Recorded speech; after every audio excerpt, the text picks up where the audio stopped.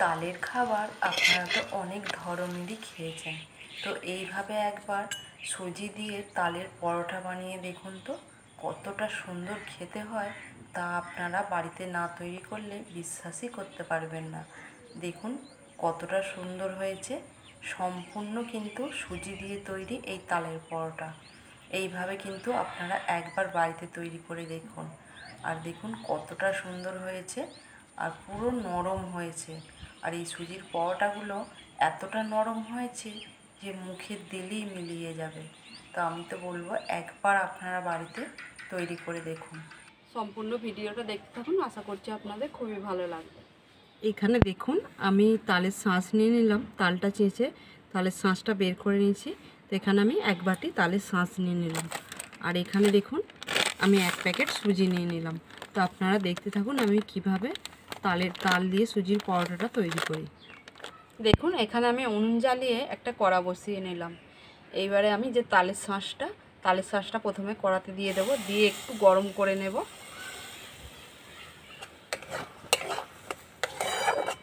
দেখুন এখানে আমি তালটাকে গরম করে নিলাম, আর এখানে আমি হাফ বাটি মতো জল দিয়ে দেবো। আপনারা চাইলে আপনারা দুধও দিতে পারেন, আমি এটা জল দিলাম। তো দেখুন এই বাটি ধুয়ে জলটা দিয়ে দেবো। 1 চামচ মতো চিনি দিয়ে দেব, পরিমাণ মতো লবণ দিয়ে দেব। এইবারে একটু নেড়ে একটু গরম করে নিয়ে তারপর আমি সুজিটা দিয়ে দেব। এইবারে দেখুন আমি অল্প অল্প করে সুজিটা দেব আর মেশাতে থাকবো। তো অল্প অল্প করে দেবো, মেশাবো, তা নাহলে একবারে দিলে সুজিটা দলা পেকে যাবে।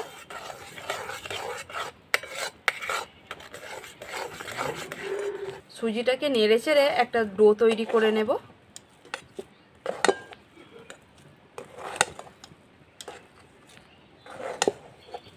দেখুন এখানে কড়া থেকে ছেড়ে ছেড়ে যাচ্ছে, মানে ডোটা আমার তৈরি হয়ে গেছে। তো এইবারে আমি দেখুন নাবিয়ে নেব। দেখুন এই ডোটা একটু হালকা ঠান্ডা হোক, তারপর আমি এই ডোটাকে মেখে নেব। দেখুন ঠান্ডা হয়ে গেছে আর হালকা গরম আছে। তো হালকা গরম থাকতে থাকতেই সুজিটা মাখতে হবে, তা নাহলে হাতে চ্যাটচ্যাট করে ধরে যাবে। একটু মেখে নেব ভালো করে।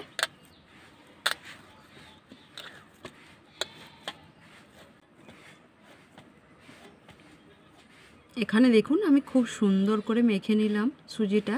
এবারে এর থেকে আমি লেচি কেটে নেব।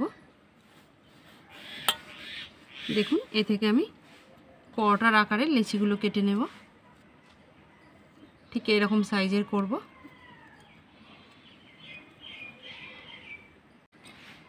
লেচিগুলো দেখুন এইবারে গোল করে নেব হাতে করে।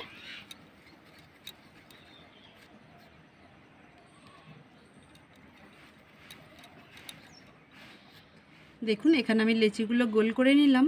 এইবারে চলুন তাহলে পরোটাগুলো আমি বেলে নিই। এখানে পরোটাগুলো বেলার জন্য আমি বেলুন চাকতি নিয়ে নিলাম। এইবারে দেখুন কিছুটা ময়দা ছড়িয়ে দেব। আমি ময়দা দিয়ে পরোটাগুলো বেলবো, খুব অল্প পরিমাণে দেখুন ময়দা ছড়িয়ে দিলাম। এবারে আমি একটা লেচি নেব আর বেলে নেব। খুব হালকা হাতে চাপ দিয়ে বেলতে হবে, বেশি চাপ দিলে হবে না, যেহেতু সুজির জিনিস খুবই নরম। দেখুন এখানে আমি বেলে নিলাম, আর ধারগুলো দেখুন একটু টেরা বেঁকা হয়েছে, তার জন্য এখানে আমি একটা প্লেট নিয়ে নিলাম, গোল প্লেট। আপনারা চাইলে বাটিও নিতে পারেন। এবারে এইটার মাপে আমি কেটে নেব।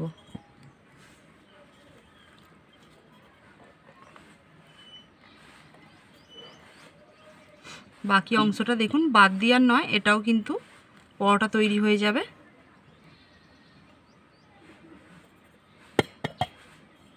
দেখুন এইভাবে কিন্তু গোল করে আমি পরোটাগুলো সব একে একে তৈরি করে নেব। দেখুন কতটা সুন্দর লাগছে। তো এইভাবে আমি সবগুলো তৈরি করে নেব।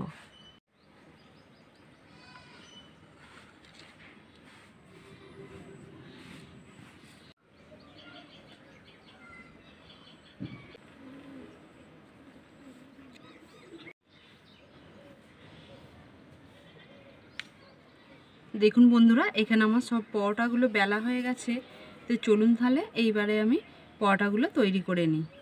পরোটাগুলো আমি তাওয়াতে ভাজবো। দেখুন এখানে আমি উনানে একটা তাওয়া বসিয়ে নিলাম। এবারে তাওয়াটা একটু গরম করে নেব। এবারে দেখুন এক এক করে পরোটাগুলো সেঁকে নেব। প্রথমে আমি তেল দেবো না, কিন্তু প্রথমে দু পিঠটা সেঁকে নেব, তারপর আমি তেল দেব। দেখুন এক পিঠটা আমি উল্টে দেব। দু পিঠটা সেঁকে নিলাম। এইবারে দেখুন আমি তেল দিয়ে পরোটাটা ভেজে নেব। তেল দিয়ে কিন্তু এপিট ওপিট করে সেঁকে নেব।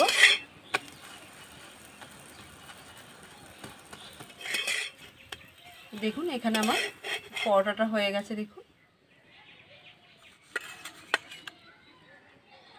এইভাবে এক এক করে সব পরোটাগুলো তৈরি করে নেব।